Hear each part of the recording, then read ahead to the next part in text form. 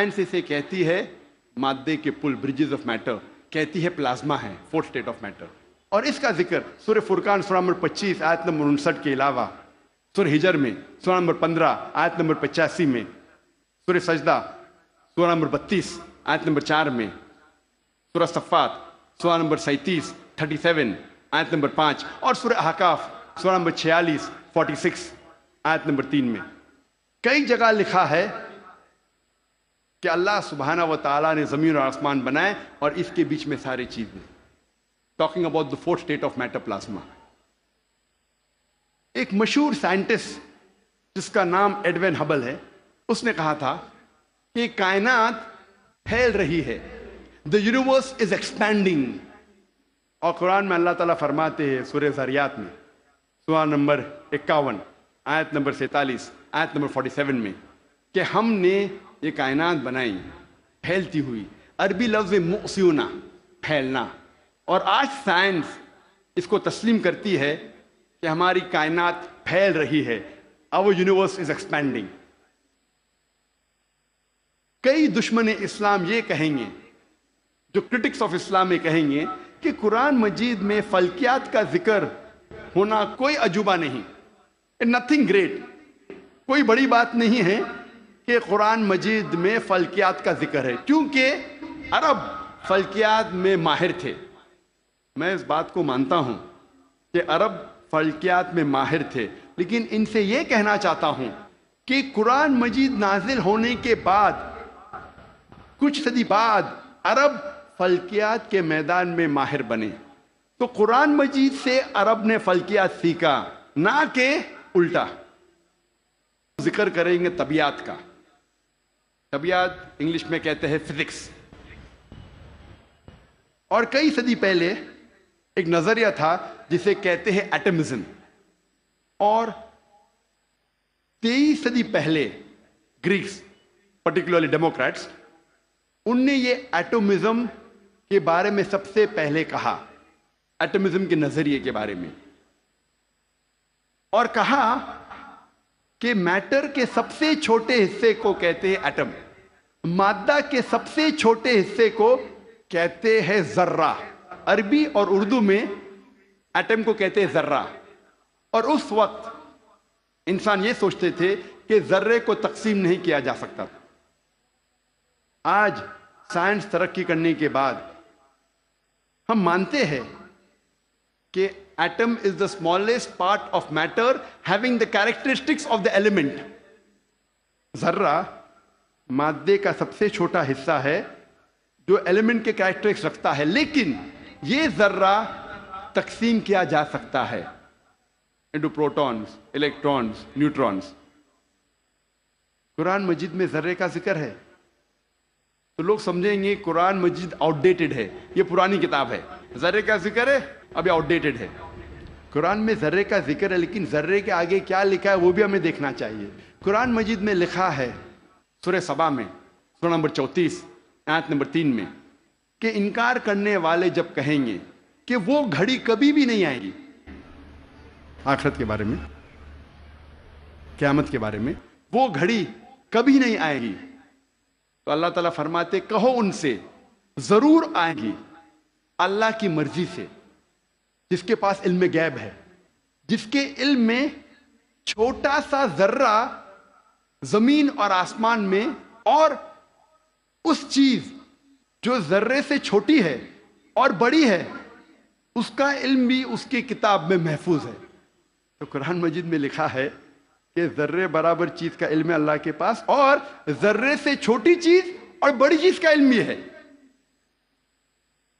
और ये इंफॉर्मेशन, ये खबर दोहराई गई है सूरह यूनुस में सूरह नंबर 10 आयत नंबर 61 में कि अल्लाह सुब्हाना व तआला के इल्म में है जर्रे जैसी चीज जो आसमान और जमीन पे है, और वो चीज जो जर्रे से भी छोटी है और जर्रे से बड़ी है उसके किताब में महफूज है। तो कुरान आउटडेटेड नहीं है, कुरान अप टू डेट है। कुरान पुरानी किताब नहीं, बट अल्हम्दुलिल्लाह जदीद किताब है।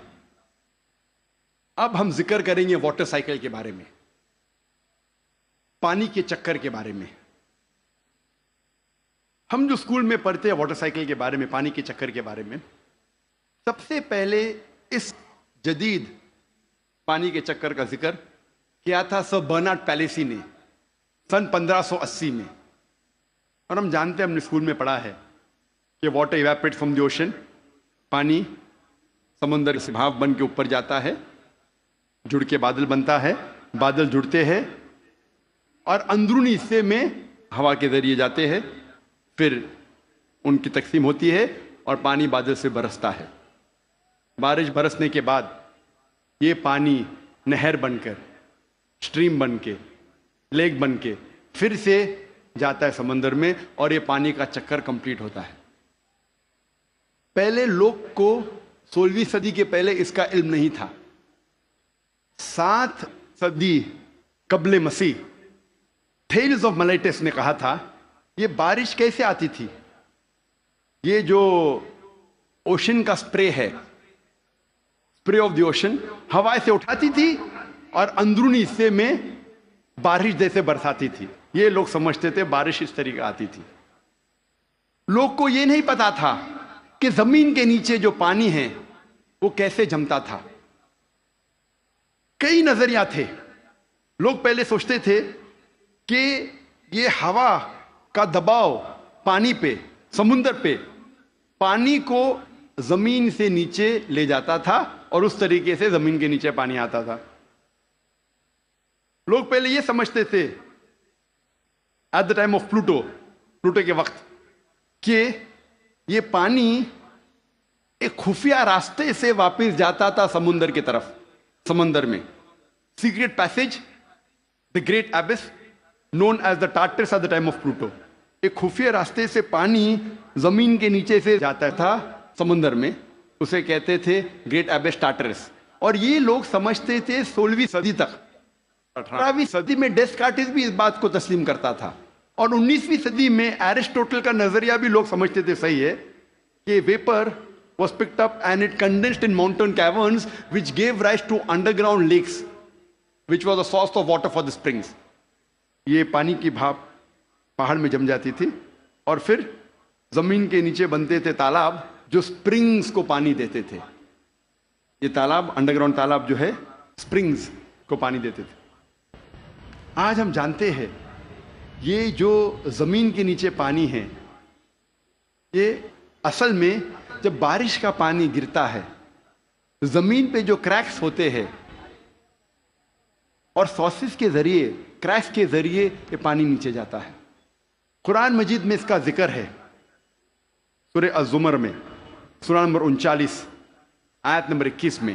اللہ سبحانہ و تعالی آسمان سے پانی برساتا ہے اور زمین میں جس میں کریکس ہے اس کے ذریعے زمین میں پانی دیتا ہے، اور جو بوئی ہوئی زمین ہے وہ رنگ برنگی ہو جاتی ہے. It brings various colours of sown field. اللہ تعالیٰ فرماتے ہیں سورہ روم میں، سورہ نمبر 30 آیت نمبر 24 میں کہ اللہ سبحانہ و تعالیٰ آسمان سے بارش برساتا ہے اور مری ہوئی زمین میں جان ڈالتا ہے. اللہ تعالیٰ فرماتے ہیں سورہ مومنون میں، سورہ نمبر 23 آیت نمبر 18 میں کہ اللہ سبحانہ و تعالیٰ پانی آسمان سے برساتے ہیں اور اس پانی کو جما سکتے ہیں اور اس پانی کو بہا سکتے بھی ہے. بہانے پہ قادر ہے. اللہ can store the water as well as drain it. قرآن میں ذکر آتا ہے سورہ طارق میں، سورہ نمبر 86 چیپٹر 86 آیت نمبر 11 میں، وَالسَّمَاءِ ذَاتِ الرَّجْ، that heaven which returns، وہ آسمان جو واپس دیتا ہے. ایک معنی وَالسَّمَاءِ ذَاتِ الرَّجْ کی ہے کہ جو ڈینجرس ریز ہے، ultraviolet rays, X rays, جو زمین پہ آنے کے پہلے آسمان اسے واپس پھینک دیتا ہے اس طرف.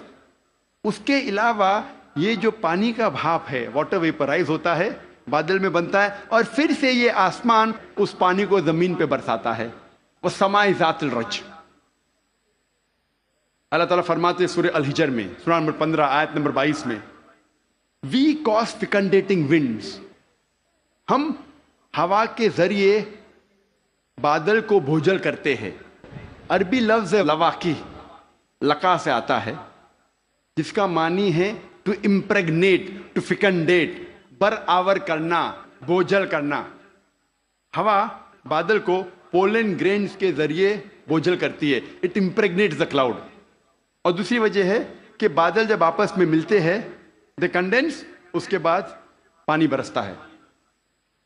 قرآن میں اللہ تعالیٰ فرماتے ہیں سورہ نور میں, سورہ نمبر 24 آیت نمبر 43 میں, 43 میں, اللہ سبحانہ و تعالیٰ ہوا کے ذریعے بادل کو چلاتے ہیں, لے جاتے ہیں, جینٹلی پشز دا کلاؤڈز.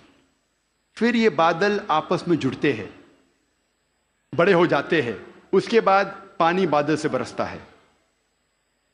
اللہ تعالیٰ فرماتے ہیں سورہ روم میں, سورہ نمبر 30 آیت نمبر 48 میں, اللہ سبحانہ و تعالیٰ ہوا کے ذریعے بادل کو ہلاتے ہیں اور لے جاتے ہیں اندرونی حصے میں. اس کے بعد بادل کو چھوٹے چھوٹے حصے میں تقسیم کرتے ہیں. اس کے بعد پانی بادل سے برستا ہے. قرآن مجید میں پانی کے چکر کے بارے میں گہرائی سے ذکر ہے, تفصیل سے ذکر ہے کئی جگہ.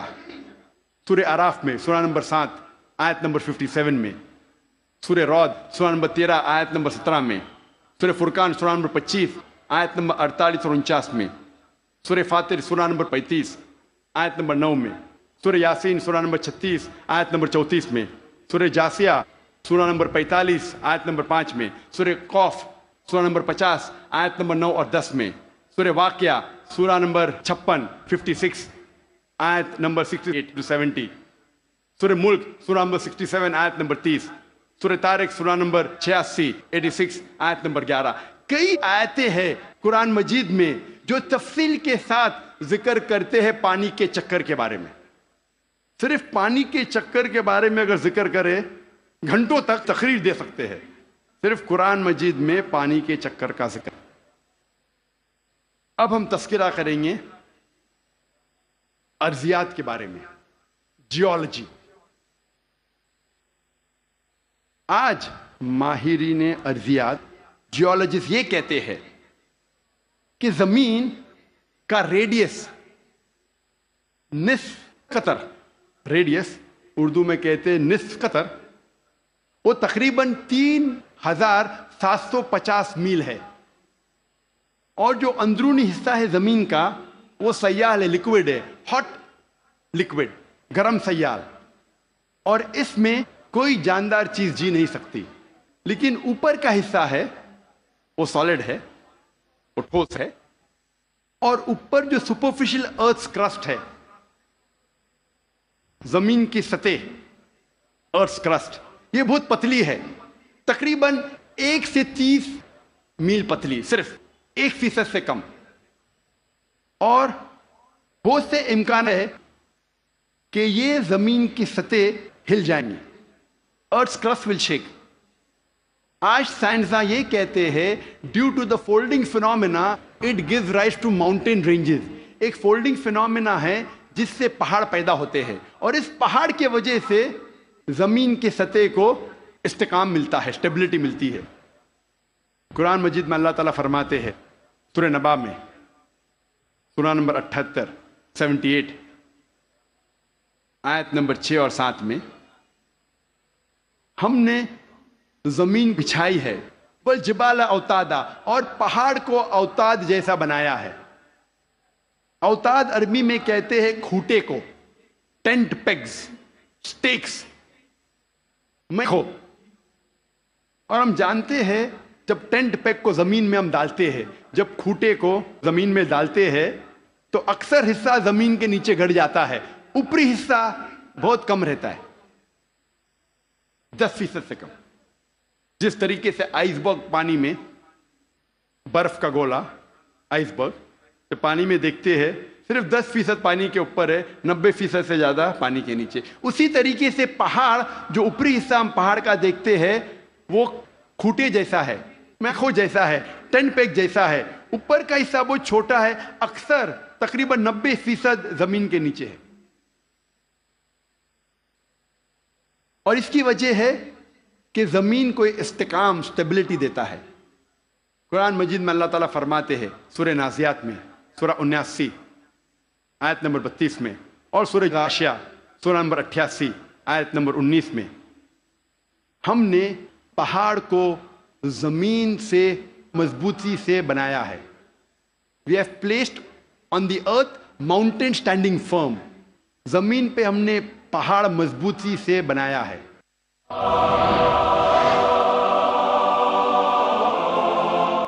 ارضیات میں جیولوجی کے میدان میں ایک بہت اہم کتاب ہے جو اکثر دنیا بھر جب جیولوجی کے سبجیکٹ میں اسے گائیڈ مانا جاتا ہے، اس کتاب کا نام ہے ارتھ، زمین.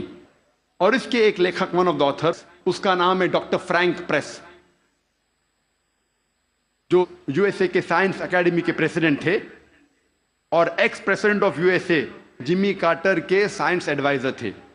ڈاکٹر فرینک پریس ارتھ کتاب میں پہاڑ کا نقشہ بناتے ہیں اور دکھاتے ہیں کہ پہاڑ کے جڑ زمین کے نیچے ہے، ویج شیپ، اور لکھتے اپنی کتاب میں کہ پہاڑ کا اہم مقصد ہے کہ زمین کو استحکام دینا، to give stability to the earth. اور قرآن میں ہو بہو وہی ذکر ہے 1400 سال پہلے سورہ انبیاء میں، سورہ نمبر 21 آیت نمبر 31 میں، سورہ نحل سورہ نمبر 16 آیت نمبر 15 اور سورہ لقمان سورہ نمبر 31 آیت نمبر 10 میں، کہ ہم نے زمین پر پہاڑ جمع کے رکھا ہے تاکہ زمین نہ ہلے. قرآن میں لکھا ہے پہاڑ کا اہم مقصد ہے زمین کو ہلنے سے بچانا، to give stability to the earth, to prevent the earth from shaking. آپ سوچ سکتے ہیں قرآن مجید میں 1400 سال پہلے اس کا ذکر ہے، اور سائنسدان نے آج کل حال ہی میں 50 سال پہلے، 100 سال پہلے، 200 سال پہلے اسے تسلیم کیا، اور قرآن میں اس کا ذکر 1400 سال پہلے ہے. اب ہم تذکرہ کریں گے علم بحر کے بارے میں، اوشنوگرافی کے بارے میں. اور اوشنوگرافی کے فیلڈ میں قرآن مجید میں اللہ سبحانہ تعالیٰ فرماتے ہیں سورہ فرقان میں سورہ نمبر 25 آیت نمبر 53 میں 53 میں، اللہ سبحانہ و تعالیٰ نے 2 قسم کے پانی بنائے ہیں، ایک پینے والا اور میٹھا اور دوسرا کھارا اور کڑوا، اور دونوں کے بیچ اللہ نے ایک برزخ بنایا ہے، بنا دکھنے والا ایک ویل، ایک پردہ. عربی میں لفظ برزخ، برزخ کے معنی پردہ. جس طریقے سے انسان مرتا ہے اور واپس سے قیامت میں اٹھنے کے پہلے ہم کہتے ہیں برزخ میں ہے، انسین، جو دیکھے نہیں جا سکتا ہے وہ زندگی. قرآن میں کہا گیا برزخ، نہ دیکھے جانے والا پردہ. قرآن میں پھر سے اس کا ذکر ہے سورہ رحمان میں سورہ نمبر 55 آیت نمبر 19 اور 20 میں، جو آج ہمارے ننھے سے قاری نے اس کی تلاوت کی.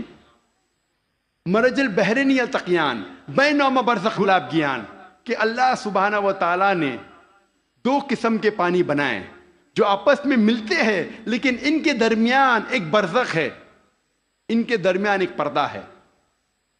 لوگ پہلے جانتے تھے کہ 2 قسم کے پانی ہیں، کھارا اور میٹھا، کھارا پانی میٹھا پانی، لیکن مفسرین قرآن یہ نہیں سمجھ پاتے تھے اللہ تعالیٰ کیا کہنا چاہتا ہے جب کہتا ہے کہ کھارے اور میٹھے پانی کے درمیان برزخ ہے. پانی آپس میں ملتا ہے لیکن یہ ایک دوسرے سے گھل مل نہیں سکتا. کھارا پانی اور میٹھا پانی ملتا ہے لیکن ان کے درمیان برزخ ہے تاکہ ایک پانی دوسرے پانی میں مل نہیں سکے. مفسر قرآن یہ سمجھ نہیں پاتے تھے اللہ تعالیٰ کیا فرمانا چاہتا ہے. آج جو سائنس ترقی کرنے کے بعد اور علم بحر کے بارے میں ہم آج اور جانتے ہیں، جو پروفیسر ہے، جو یو ایس اے کے مشہور ماہر ہے علم بحر میں، یہ سائنٹسٹ نے کہا اس کے معنی ہیں آج ہم جانتے ہیں کہ جب بھی میٹھا پانی کھارے پانی میں جاتا ہے، بہتا ہے، وہ میٹھا پانی اپنی مٹھاس کو کھو دیتا ہے اور کھارا بن جاتا ہے، اور اس کے درمیان there is a transitional homogenizing area، جو عربی میں قرآن میں لکھا ہے برزخ، ایک پردہ. آج جو سائنس نے جانا، قرآن مجید نے 1400 سال پہلے لکھا کہ کھارے اور میٹھے پانی کے درمیان ہے ایک پردہ. یہ پانی ملتا ہے لیکن آپس میں گھل مل نہیں سکتا.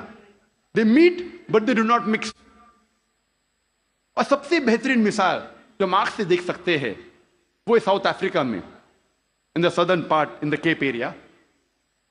دونوں کھارا اور میٹھا پانی ملتا ہے. ہم دیکھ سکتے، ہم یہ بھی دیکھتے کہ دونوں پانی کا رنگ الگ ہے. یہ مثال ہم ایجپٹ، مصر میں بھی دیکھ سکتے ہیں. جب river Nile flows into the Mediterranean Sea, river Nile بہتی ہے میڈیٹرینین سی میں.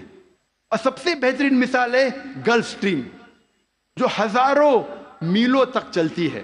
گلف سٹریم شروع ہوتی ہے گلف آف میکسیکو میں، نارتھ ورڈ جاتی ہے towards the east coast of North America, پھر جاتی ہے eastward towards the west coast of Europe. ہزاروں میل بہتی ہے، دونوں پانی لیکن علیحدہ ہے، یا سپریٹ، ڈسٹنکٹ. اگر آپ کشتی میں سفر کر رہے ہیں اس گلف سٹریم کے کنارے پہ، اور پانی ایک طرف سے لیں گے اور پانی دوسرے طرف سے لیں گے، تو پتا چلتا ہے ایک پانی میٹھا ہے ایک کھارا. اس کی حرارت، اس کی ٹیمپریچر بھی ڈفرینٹ ہے. قرآن مجید میں اس کا ذکر ہے 1400 سال پہلے. میں اور ایک مثال پیش کروں گا قرآن مجید میں علم بحر کی. کچھ عربوں نے قرآن مجید کی ایک آیت لی، سورہ نور کی، سورہ نمبر 24 آیت نمبر 40، اور اس کا ترجمہ پیش کیا پروفیسر درگا راؤ کے پاس. پروفیسر درگا راؤ اس وقت کنگ عبدالعزیز یونیورسٹی جدہ میں پڑھاتے تھے، اور وہ ماہر تھے علم بحر میں. He was a Marine geologist. اور ترجمہ پیش کیا اور کہا آپ کا اس قرآن کی آیت پہ کیا خیالات ہے. قرآن مجید میں لکھا ہے سورہ نور میں، سورہ نمبر 24 آیت نمبر 40 میں، کہ انکار کرنے والوں کے ذہن کی کیفیت ایسی ہے جس طریقے سے سمندر کے گہرائی میں اندھیرے پر اندھیرا، موج پر موج، لہر پہ لہر، اس کے اوپر بادل، جب انسان اپنے ہاتھ کو آگے کرتا ہے وہ دیکھ نہیں سکتا. اللہ جسے روشنی نہیں دیتا وہ دیکھ نہیں سکتا. یہ آیت کا ترجمہ سننے کے بعد پروفیسر درگا راؤ نے کہا کہ یہ عام سمندر کا ذکر نہیں ہے، یہ ایک گہرے سمندر کا ذکر ہے. اور پہلے انسان یہ نہیں جانتا تھا کہ سمندر کی گہرائی میں اندھیرا تھا. سینکڑوں سال پہلے، 100-200 سال پہلے، جب سب مرین ایجاد ہوئی اور جب انسان سمندر کی گہرائی میں گیا، تب انہیں پتا لگا اور تب محسوس ہوا کہ سمندر کی گہرائی میں اندھیرا ہے. عام انسان 20 میٹر سے زیادہ جب سمندر میں اندر جاتا ہے تو وہ تیر نہیں سکتا، اور 200 میٹر سے زیادہ اندر جائے گا بنا کوئی آلہ کے، بنا کوئی ایکوپمنٹ کے، تو وہ انسان مر جائے گا. آج سب مرین کے ذریعے ہم انڈر واٹر جا سکتے، ہمیں پتا چلتا ہے کہ سمندر کی گہرائی میں اندھیرا ہے. پروفیسر درگا راؤ نے کہا اندھیرا 2 وجہ کے لیے ہے. سب سے پہلی وجہ ہے جب روشنی پانی میں داخل ہوتی ہے، روشنی کی کرن، تو ایک کے بعد ایک رنگ پانی میں جذب ہوتا ہے. آج سائنس یہ کہتی ہے کہ روشنی کی کرن 7 رنگ سے بنی ہوئی ہے، وپ گیور، وائلٹ، انڈیگو، بلو، گرین، یلو، اورنج اور ریڈ. وائلٹ، انڈیگو، بیگنی، بلو، نیلا، گرین، ہرا، یلو، پیلا، اورنج، نارنگی، ریڈ، لال. سب سے پہلے 10 یا 15 میٹر پانی کے نیچے لال رنگ جذب ہو جاتا ہے. اسی لیے انسان اگر پانی میں 30 میٹر کی گہرائی پہ جاتا ہے، اگر اسے چوٹ لگتی ہے اور خون بہنے لگتا ہے تو وہ انسان اپنے خون کا لال رنگ دیکھ نہیں سکے گا. 30 سے 50 میٹر جذب ہوتا ہے نارنگی رنگ. 50 سے 100 میٹر کے درمیان پانی کے نیچے جذب ہوتا ہے پیلا رنگ. 100 سے 200 میٹر کے درمیان جذب ہوتا ہے ہرا رنگ، اور 200 میٹر کے بعد پانی کے نیچے جذب ہوتا ہے نیلا رنگ، اور اس کے نیچے پورا اندھیرا ہے. قرآن مجید میں لکھا ہے انکار کرنے والے کی ذہن کی کیفیت، انکار کرنے والے جو خدا کا انکار کرتے ہیں، جو خدا میں نہیں مانتے، اللہ سبحانہ تعالیٰ میں نہیں مانتے. انکار کرنے والے کی ذہن کی کیفیت ایسی ہے جس طریقے سے گہرے سمندر میں اندھیرا پہ اندھیرا، لہر پہ لہر، اس کے اوپر بادل. دوسری وجہ اندھیرے کی ہے، پروفیسر دگا راؤ کہتے ہیں، وہ ہے بادل. جب سورج کی روشنی آتی ہے کئی بار بادل اس روشنی کو جذب کر لیتا ہے، اس لیے بادل کے نیچے ہم دیکھتے ہیں اندھیرا.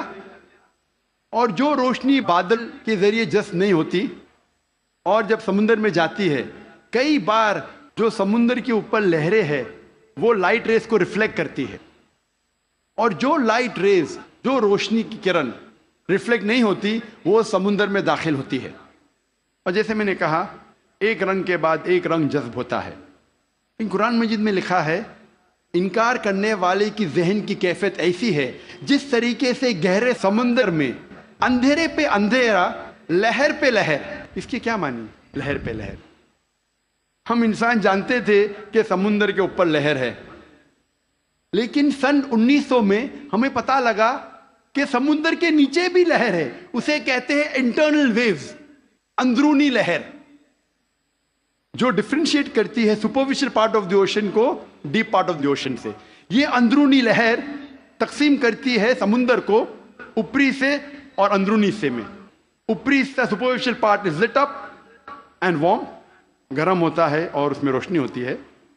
جو گہرا بھاگ ہوتا ہے سمندر کا وہ اندھیرا ہوتا ہے اور ٹھنڈا ہوتا ہے. یہ انٹرنل ویوز، اندرونی لہر ہمیں پتہ چلی تقریباً 110 سال پہلے.